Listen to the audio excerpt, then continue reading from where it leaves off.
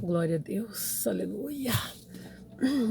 Bendito seja o nome de Jesus, aleluia. Bom dia, glória a Deus, mais uma vez, mais um dia, depois tantos dias sem fazer um vídeo. Ai, mas hoje eu senti vontade e desejo de falar alguma coisa sobre Deus no caminho do meu trabalho. Tem um espaço muito longo, a gente vem meditando, vem falando com Deus, e eu vim cantando um hino pelo caminho, que é o Rosto de Cristo. É um hino muito, muito antigo, mas que fala muito aos nossos corações. E aquela letra deste hino, meu Deus, é uma coisa tremenda, né? A gente ouve a história, o hino fala assim, sempre que eu leio a história de Cristo, eu fico a pensar com grande emoção, né? Do privilégio que muitos tiveram, né? De ver o seu rosto, sentir sua mão. Eu também queria a mesma alegria, né? Ou eu teria a mesma alegria de vê-lo bem perto, bem juntinho a mim, de olhar nos seus olhos serenos e meigos. Como eu seria tão feliz assim? Eu fiquei meditando nisso daí, até me emocionei, porque assim, será que a gente teria agido diferente se a gente estivesse no lugar de Pedro? Se estivéssemos no lugar de Pedro, será que a gente teria agido diferente? Não teria traído o mestre? Será que não? Pedro estava lá, Pedro participou dos milagres. Não teria negado o mestre? Pedro negou Jesus 3 vezes. Mesmo sabendo que Jesus tinha feito milagres, mesmo Jesus dizendo eu vou para o Pai, mesmo Jesus dizendo para ele assim, vocês não sabem para onde eu vou, mas depois vocês vão saber. E Jesus, aqueles milagres tão grandes que Jesus fez, mesmo assim, Pedro negou Jesus, Pedro disse que não estava com Jesus, não era discípulo. E agora eu pensei na audácia que nós temos de dizer sim, eu não faria igual, eu faria melhor. Será que a gente faria melhor? A gente talvez tivesse a mesma alegria, talvez a gente né? Mas o meu conceito é agora, nesse presente momento, é dizer assim, eu posso dizer que talvez eu fizesse melhor ou fosse diferente, porque eu não estava lá, eu não vi fazer isso. Hoje eu tenho consciência do que Jesus era, do que Jesus é. Nós temos, mesmo sem ver, a gente não precisava estar lá. Nós não precisamos estar lá naquele momento, porque nós estamos num outro tempo, mas nós amamos a Deus agora, sem conhecê-lo, sem conhecer Ele em carne e osso, amamos Jesus, sem ter convivido com Ele, nós amamos Jesus, sem ter visto os milagres, nós aprendemos a amar Jesus pela fé. Eu acho que é muito mais importante do que os discípulos tiveram, porque os discípulos, mesmo estando ali, mesmo tocando no mestre, mesmo ceando com o mestre, mesmo vendo ressuscitar Lázaro, mesmo vendo ressuscitar o filho da viúva de Naim, mesmo tantas coisas que Jesus fez, curando leprosos, multiplicando pães e peixes. Meu Deus, eles tiveram essa oportunidade maravilhosa e na última hora não ficou ninguém. Jesus quando estava na cruz procurou alguém, não tinha ninguém. Pedro estava escondido e vendo ele de longe, porque com medo de ser preso também. Será que nós não teríamos feito igual? Será que não? Será que a gente teria sido tão íntegro mais do que Pedro para não negar o mestre? Será? Eu tenho minhas dúvidas se nós não faríamos igual. Porque no coração de Pedro, Pedro amava Jesus. No coração de Pedro, ele adorava Jesus. No coração de Pedro, ele cria que Jesus era o Filho de Deus. Na mente de Pedro, talvez. Mas ele no coração, no fundo, ele não cria dessa maneira. Porque quando Jesus fala para Pedro, Pedro, tu me amas? Pedro fala, claro que sim, mestre. E Jesus pergunta novamente, Pedro, tu me amas? E ele fala, sim, amo. E Jesus, pela terceira vez, fala com Pedro, Pedro, tu me amas? E Pedro se quieta e fala, não, pensa com ele, né? Com certeza Pedro pensou assim, de que adianta eu falar da boca para fora se Jesus sabe do que está dentro do meu coração? Jesus sabe Então, e ele falou, tu sabes, Senhor, de todas as coisas. Quer dizer, tu conheces meu profundo. Quando Pedro fala assim, tu sabes, Senhor, tu sabes. Pedro queria dizer, Senhor, de que adianta eu te falar uma coisa, sendo que o Senhor está vendo o escondido e o profundo? De que adianta eu falar uma coisa, sendo que tu conheces a minha vida maior, melhor do que eu? Pedro estava cheio. Ali, naquele momento, quando Pedro diz assim, tu sabes, Senhor, ele queria dizer, Senhor, não adianta eu falar tudo que eu falar, o Senhor sabe que não é verdade. Pedro estava ali quase se vendo traindo Jesus, negando o mestre no futuro, porque realmente Pedro, ele falava da boca que amava Jesus, mas depois Pedro, o que Pedro fez? Fugiu daquele povo que matou, que prendeu o mestre.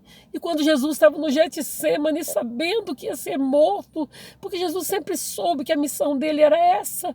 Quando Jesus estava no Getsemane, Jesus fala para os discípulos, orai comigo, vigiai comigo. E quando Jesus volta, eles estavam dormindo, eles foram vencidos pelo cansaço. Outra coisa que mostra que a gente é carne, que nós somos fracos, que nós não vamos conseguir vencer se nós estivermos firmados em Cristo. Eu vejo agora, nesse tempo tão difícil que estamos passando, muita gente negando Jesus por pouca coisa, pessoas usando esse tempo de reclusão para fazer coisas que Deus não se agrada, para se afastar de Jesus em vez de se chegar. Olha, Deus conhece nossos corações, Deus sabe todas as coisas. Não adianta a gente pegar e dizer assim, eu faria melhor que os discípulos. Eu seria muito mais feliz, eu não negaria Jesus. Quem somos nós para dizer que a gente não negava Jesus? Sendo que negam Jesus por tudo e por nada hoje. No que essas pessoas de hoje são melhor que os discípulos? No que essas pessoas são melhor do que Pedro? No que essas pessoas são melhor do que João? No que essas pessoas são melhor do que Salomão? No que essas pessoas são melhor que Davi? A Bíblia fala que Davi foi um homem segundo o coração de Deus. Mesmo assim, Davi fez um monte de porcaria. No que essas pessoas são melhores do que nós? Ou somos melhores do que Abraão, que mentiu? No que? No que nós somos melhores que eles? E eles passaram por provas difíceis. A única diferença é que eles venceram. E nós? Será que nós vamos vencer também? Será que nós vamos vencer? Será, meu Deus? Será que nós vamos ter o privilégio de vencer? Nós estamos aqui para vencer, nós estamos aqui na terra. Deus nos colocou aqui com uma missão e muitas vezes nós esquecemos essa missão.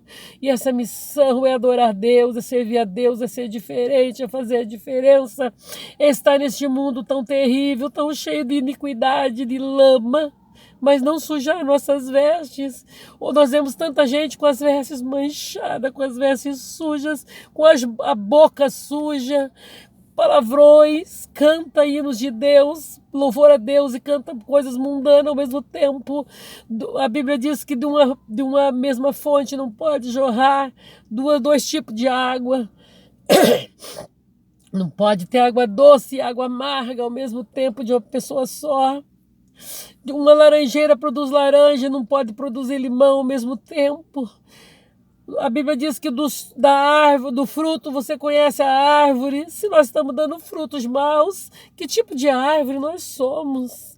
Que Deus tenha misericórdia de nós, que nesse tempo de quarentena a gente se chegue mais a Deus, que seja menos nós, mais Deus na vida, que a gente não esqueça que Deus, que a igreja somos nós, que mesmo a gente não estando na igreja lá fora, igreja de pedra, de paredes, nós temos a igreja de Cristo, nós somos a igreja de Cristo, nós somos dentro de nós, o nosso interior, nós somos a igreja de Cristo e nós devemos estar preparados para servir a Deus, fazer a obra do Senhor, a tempo e fora de tempo. Que Deus tenha misericórdia na nossa vida, que a gente não pense que a gente é melhor que eles, que faríamos melhores, que talvez a gente negaria Jesus também, que talvez a gente entregaria Jesus também.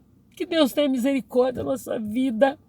que nós possamos, aleluia, estar firmados na rocha que é Cristo, que realmente a gente se apegue a Cristo, que nós possamos fazer diferente do que Pedro fez naquela época, né? Que nós possamos fazer a diferença neste mundo, que a gente não venha trocar Jesus por pouca coisa, trocar Jesus por coisas tão simples, porque não falta nada para Jesus vir, não falta nada para Jesus ir buscar a sua igreja. Todos os sinais já se cumpriram. Eu acho que Deus está tendo misericórdia deste mundo, que se fosse nós, Deus já tinha acabado com isso há muitos anos, muito tempo, mas Deus é misericordioso. Oh, meu Deus, não é fácil. Que Deus tenha misericórdia da nossa vida, que Jesus passe o sangue dele na nossa vida e nos segure, nos dê raízes, nos dê base, para que a gente enfrente esse mundo tão tenebroso, cheio de desgraças, que nós vemos cada dia pior, notícias cada vez piores. O mundo caminha por destruição total. Que Deus tenha misericórdia, que esses cegos espirituais possam ser abertos seus olhos e eles consigam ver o que eles estão fazendo de mal, se chegue para o lado do bem, que tenham Jesus na vida, porque Jesus é o melhor caminho, sem ele nós não vamos a lugar nenhum. É essa palavra que Deus colocou no meu coração para falar desta manhã. Que Deus te abençoe teu dia, que teu dia seja de vitória, abençoadíssima mesmo, que essa semana traga bênção para a nossa vida, que nós possamos fazer um pacto com Deus, de sermos totalmente diferentes, porque Deus exige de nós diferença, Deus exige de nós separação deste mundo, Deus exige de nós coisas novas, na presença dele, em novidade de vida. Aquele que aceitou Jesus como Salvador não pode, não deve continuar da mesma forma que está. Tem que haver separação do mundo no povo da igreja, no nosso meio. Nós não podemos nos contaminar com este mundo tão podre que está aí, porque assim, se continuarmos dessa maneira, sujos neste mundo, com as vestes sujas, com os pensamentos sujos, misturando tudo, aquela salada russa, dificilmente nós veremos a Deus. Que Deus tenha misericórdia da minha e da tua vida. Em nome de Jesus, essa palavra que eu tenho que trabalhar.